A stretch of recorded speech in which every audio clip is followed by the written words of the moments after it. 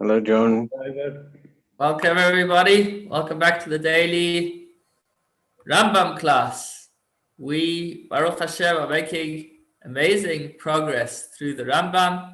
It's Thursday. Let's take a look at where we are up to in the Rambam, and then we'll take a look at today's chapter. Today we will be learning Nadarim, Vows Chapter 5. Where is that? Well, we're in the 6th volume of the Rambam called Sefer Hafla'ah. It's translated here as promises, but we've seen its oaths, its vows. This 6th volume, it's a very small volume, has 4 sections. The first is on oaths, 12 chapters of that, which we learnt about. And now we are learning the laws of Nadarim, vows, 30 chapters of that. And up ahead are the laws of the Nazarite and Nazir, and of vows, pledges that a person gives to the base Hamikdash. So we are right now in the laws of vows, Nadarim, and of these 13 chapters, these are the general topics that we are looking at. We're looking at, the first 3 chapters gave us the principles of vows. Yesterday you learned about how to permit a vow. Today, tomorrow, and Shabbos, we will be learning about vows that are made between people. And then the next few chapters will be more about the logic and implications of vows. And finally, annulling one's wife's vows. So that's the 13 chapters that we speak about in Nadarim. Let's take a look at chapter number 5. Leave that on the left so you see the general outline of what we're doing today. And then on the right, let us pull up the Rambam. Let me share that with you.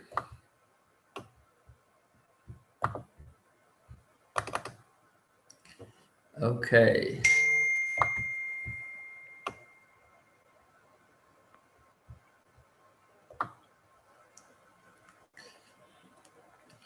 When Reuben tells Shimon, so we're starting by talking about where a person places vows on somebody else. I have forbidden to you like a dedication offering. So if a person took a cow and he said that I'm making this an offering for the Beis Hamikdash, then he would not be allowed to eat that cow or do anything with that cow. And here Reuben tells Shimon that I am forbidden to you like a dedication offering, meaning that I am prohibiting you from having any benefits from me under the weight of a vow. Or you are forbidden to benefit from me. Same idea, just different wording. So if Reuben says that to Shimon, it sounds like a faribel that's gone really out of hand. They've got into such a fight that Reuben says to Shimon, you know what? I don't want you to have anything from me. Don't touch, don't benefit. I want you to know nothing of me. And he actually says it as a vow. Hopefully that will never actually happen, but we're learning Hashem's wisdom. And certainly this idea exists as it exists in Hashem's wisdom, as well as if it actually happened, then this is how it would play itself out. So what's the halacha? The halacha is that Shimon is indeed forbidden from benefiting from Reuben. If Reuben says to Shimon, I take a vow that you can't benefit from me, then Shimon cannot benefit from him. But who made the vow? Reuben made the vow. But who did he make the vow about? About Shimon. So as far as Shimon not being able to benefit from Reuben, so Reuben belongs to himself, so he can make Shimon forbidden to benefit from him. But as far as the weight of a vow, if Shimon goes ahead and he does benefit from Reuben, he wouldn't get lashes because Shimon didn't say anything. Shimon didn't take the oath. Reuben took the oath. And Reuben in such a scenario would be allowed to have benefit from Shimon because he didn't forbid this. Reuben only said to Shimon, you can't have benefit from me. But he didn't say, I can't have benefit from you. That's scenario number 1. Just to give a little bit of context, obviously the Rambam didn't come up with this by himself. This is all based on the oral tradition and the oral Torah, which means that when Moshe went up to the mountain, to Mount Sinai, there was that which was written down, the 5 books of Moses. And then there was a lot that wasn't written down. Hashem told him orally. Now, part of the oral law, the oral Torah, the oral tradition, was eventually recorded in the Mishnah. The Mishnah has a full tractate, a full subject, a full volume. I don't know if I can call it a full volume, but at least a full subject dedicated to Nadarim, to vows. And the Mishnah mentions a number of these cases. So these cases are not just kind of hypothetical cases that the Rambam tried to come up with.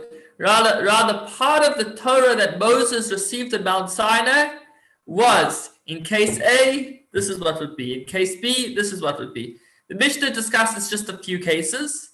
The Gemara then elaborates on those cases and extends it to additional cases. And in some scenarios, the Gemara is actually unsure what the halacha is. Now, whenever the Gemara is unsure what the halacha is, when it comes to the codifiers, to the halachic authorities, such as the Rambam and others, so if the Gemara is unsure, they have a few options. Either they could go to other sources of the oral Torah aside from the Gemara and see if there's any clarification from them. Maybe not the Babylonian Talmud, maybe the Jerusalemite Talmud, etc. Or sometimes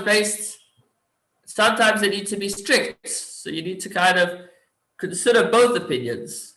So over the next 15 halachas, including the one we just did, making it 16, we're discussing different scenarios that have been passed down over thousands of years and what the ruling is in each one.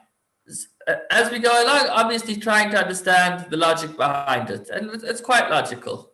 So just wanted to give that context as far as all of these scenarios that we work our way through.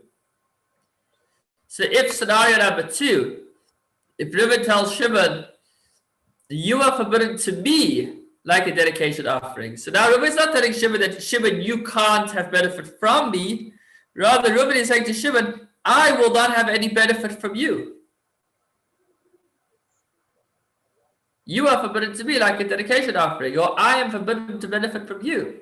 So in such a scenario, Reuben is forbidden to benefit from Shimon, and if he does, he will get lashes, because he is the one that made the vow, and he is desecrating his very own words. Shimon, on the other hand, would be allowed to benefit from Reuben, because Reuben didn't forbid himself to Shimon. He just forbade himself from Shimon. He said that he wanted to benefit from Shimon. However, if he tells him, I am forbidden to you like a dedication offering, and you are forbidden to me, or I am forbidden to benefit from you, and you are forbidden to benefit from me, then they're both forbidden to benefit from each other. Similar laws apply in all similar situations. Scenario number 3, or maybe we've had more than 3 scenarios. Halacha 3. If Reuben tells Shimon, so-and-so's produce is forbidden to you, or you're forbidden to benefit from so-and-so. His words are of no consequence. For a person cannot cause his colleague to be prohibited with regards to a matter that is not his, unless that person responds, Amen, as we explained. So, if me and John are walking down the street, and I say to John, hey, John, you cannot buy those oranges. Those oranges are forbidden to you. Obviously, my words are completely inconsequential. I'm not his parent. He'll decide what he wants to do. If it's my oranges, so that I could say, my oranges are forbidden to you, that I have a right to.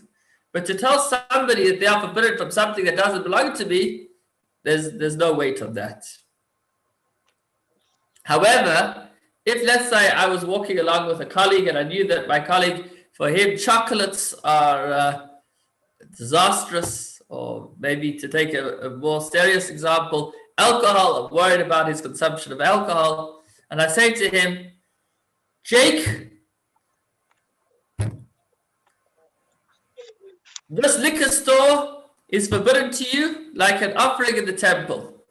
And Jake answers, Amen. So by Jake saying Amen, so now he has accepted the vow upon himself. So although I can't make the liquor store forbidden to Jake, but once Jake answers Amen, It's as if Jake said that the liquor store is forbidden to me. And if he would go ahead and buy anything, he would violate the prohibition of violating a vow. Halacha 4, when a person tells a colleague, this loaf of bread of mine is forbidden to you. Okay, so it's my loaf and I'm not letting you eat it. In fact, it's forbidden to you. He says it as a vow. So it remains forbidden to him even if he gives it to him as a present. If I go and I take the loaf and I say, you know what? It's yours. It doesn't help because I already said that my loaf is forbidden to him. However, if the first person died and the other person inherits it, or he gets it from a third party, then he's allowed to eat it.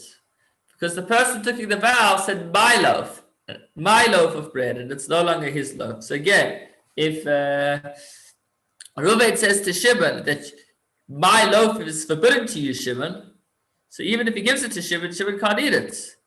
But if Reuven gave it to Levi, and Levi gave it to Shimon, then Shimon can eat it, because Shimon is not getting it from Reuven, he's getting it from Levi. So it's no longer Reuven's loaf.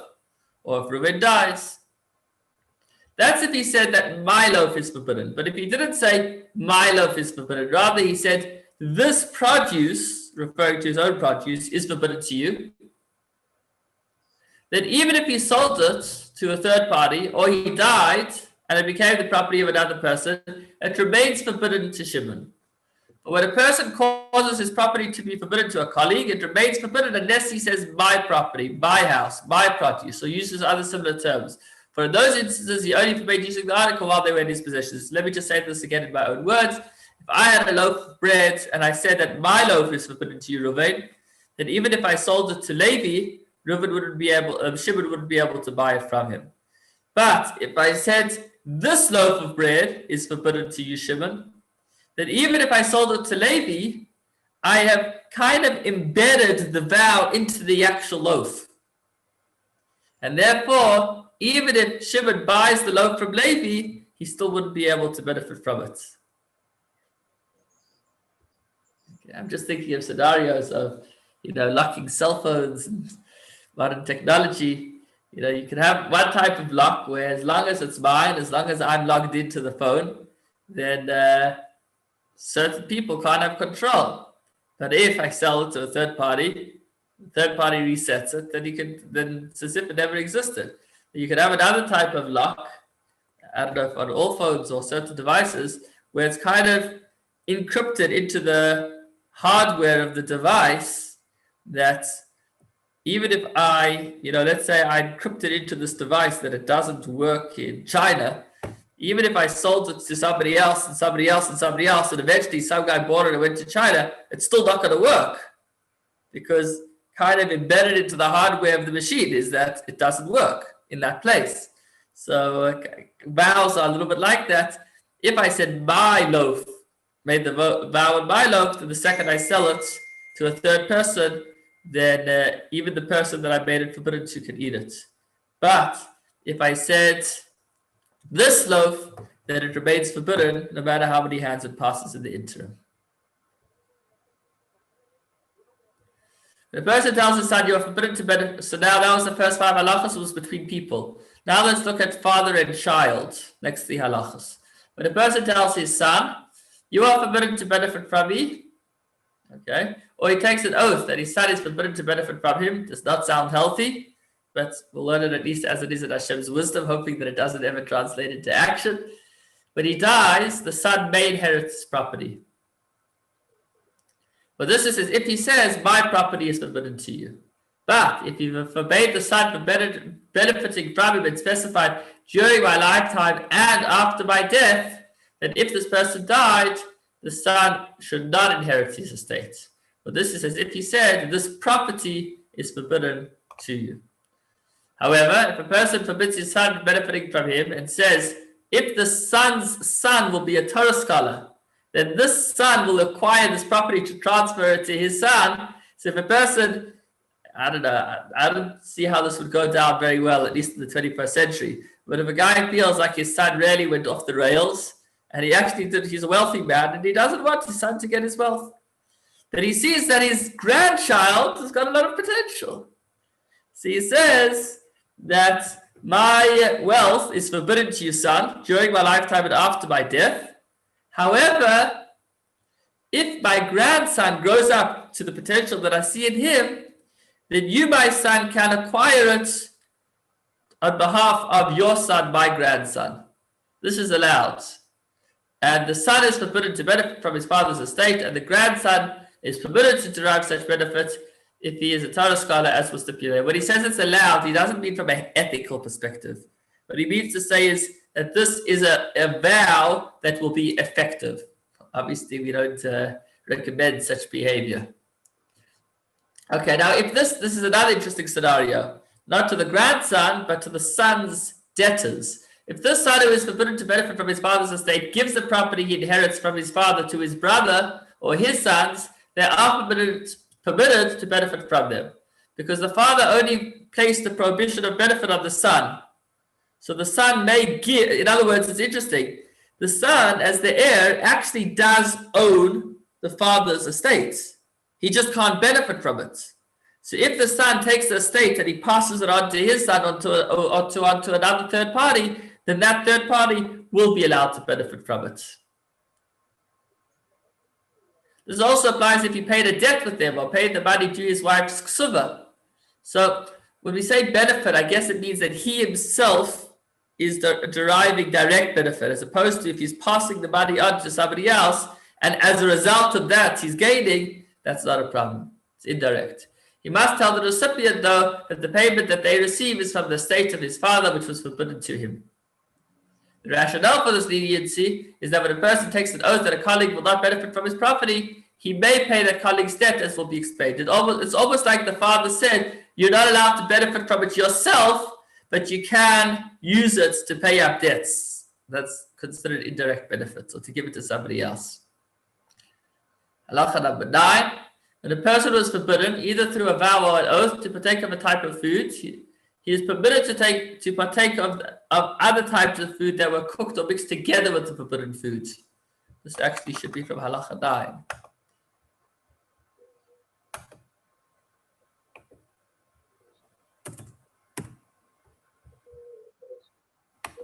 So now we're talking about where a person took a vow, and the vow fell onto a particular food. However, that food now got mixed with other foods. So how does it get affected? So if a person says that I'm not going to eat apples, and then it comes Pesach, and he wants to have some charoses, but he sees that in the charoses there's some pieces of apples. So the Rambam says that he actually is allowed to eat that charoses. Because when a person makes a vow forbidding himself of apples, he means an apple itself. He doesn't mean a mixture that contains apples within it. That's different from kosher laws. When it comes to kosher laws, if there is a piece of non-kosher meat, then whether it's the meat itself or it's mixed with other food, either way I can't. If one piece of meat got mixed into a cholent and the meat was not kosher, I wouldn't be able to eat the whole cholent. But when it comes to vows, if the person says, I'm not eating this piece of meat, then he means that meat as it is distinct. Once it gets cooked into the cholent, you will be allowed to eat the meat. Even though the cholent has acquired the flavor of the forbidden food, it's allowed. If he was forbidden to partake of a specific produce, and that produce became mixed with others, if they have the flavor of the forbidden food, the other food is forbidden. If not, it's forbidden. So let's look at the two scenarios. It's a little bit subtle.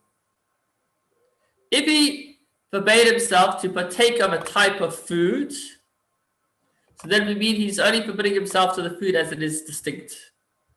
Type of food. Let's look at the Hebrew. Min mimine ma'achal, type of food. But if he was forbidden to partake of a specific produce, the key word over here is specific. That's the key word. Okay, I knew something was wrong.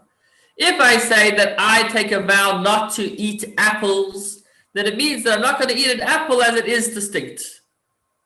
But if I didn't make a vow not to eat apples, I said, I'm not going to eat this apple. So since I placed it on this particular apple, even if that apple gets mixed up, I'm still somehow partaking from it, and therefore it wouldn't be allowed. Halacha number 10. What is implied? A person is forbidden to partake of meat or wine may partake of soup or vegetables that were cooked with meat or wine. This applies even if they have the flavor of the meat or wine. He is forbidden only to eat meat alone or drink wine alone. If, however, he forbade himself to partake of this meat or this wine, if the vegetables have the flavor of meat or wine, they are forbidden.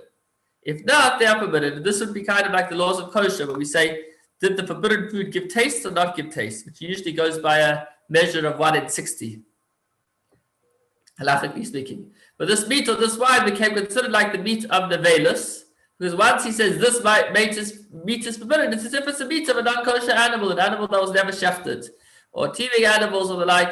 Surah law applies in all similar situations. Therefore, if somebody says this meat is forbidden to me, he is forbidden to partake of it, its sauce, and the spices cooked with it, because they all get taste from the meat. One final scenario. Sure, this is a tough one. If the wine which he forbade himself, so he said, I am not going to drink this bottle of wine, and that bottle of wine became mixed with other wine. Even one drop in an entire barrel, the entire quantity becomes forbidden. Now, why? Why don't we say it's nullified 1 in 60, just like the other scenarios of kosher? Very interesting, quite logical. Since he has the ability to ask for the release of his vow, we learned previously, I think it was yesterday, that a person does have the ability to annul a vow, to undo a vow. So therefore, the rabbis say that whenever there's a way that the food can become kosher, we are not going to let you say that it's bottled, that it's just insignificant. Meaning, when the food will remain forever forbidden, so then we need to come up with solutions of how it won't destroy everything else. And we'll say it becomes nullified. But if the food itself has a way to become permitted, then we're not going to use the process of nullification. Okay, this is a concept that exists by non-kosher food, as we discussed back then, a couple of months back. Okay, now the final 4 halachas discuss where you took a vow and then maybe you planted it or you exchanged it. Again, these last, I guess, 8 halachas are discussing where the substance became forbidden, and then what happens now, how does that extend to additional substances? Halacha number 13. When a person says, this produce is like a sacrifice for me, a sacrifice to my mouth, or a sacrifice because of my mouth, he is forbidden to partake of anything exchanged for them or produce that grows from them.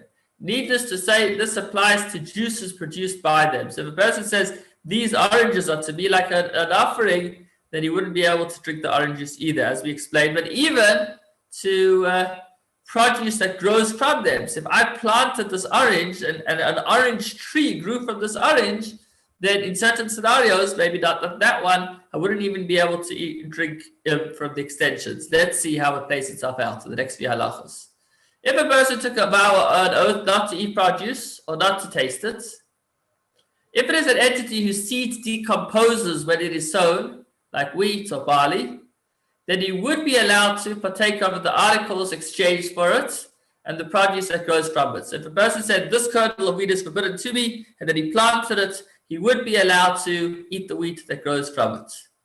But if it was an entity whose seed does not decompose in the earth when it is sown, like onions or garlic, even the produce that grows from the produce that grows from it is forbidden. So if a person said, this potato is forbidden to me, he stuck it in the ground, and then from it grew additional potatoes, they're also forbidden, since the original forbidden item didn't decompose. In fact, if those potatoes that grow were put back into the ground and from them additional potatoes grew, they're all forbidden, because they're all just extensions of the original article that became forbidden to him.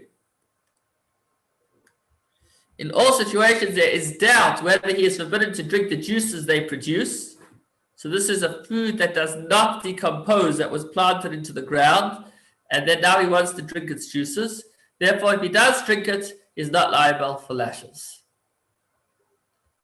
I think what he says, in all situations, there's doubt with regards to the juices. I think he means in that scenario of an item that was replanted. Let me take a quick look at the Hebrew again.